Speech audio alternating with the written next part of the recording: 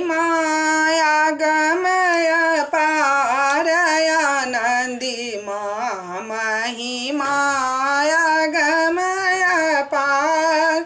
कथी के आसन कथी के सिंहासन कथी के मायासन कथी के सिंहासन कौने नाम धराए आनंदी माए महिमा अहाँ के अपार सोना के आसन रतन सिंहासन सोना के आसन माहे रतन सिंहासन काली नाम तोहार आनंदी माए महिमा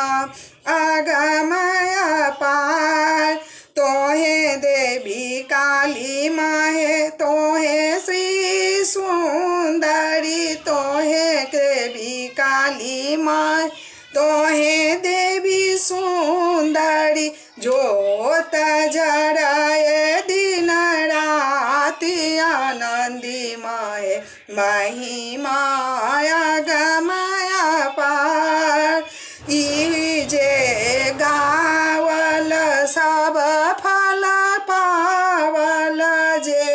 ई गावल सब फल पावल दिन दिन पावय वरदान आनंदी माए महिमाया गमय पार महिमाया गमय पार हे काली माता महिमाया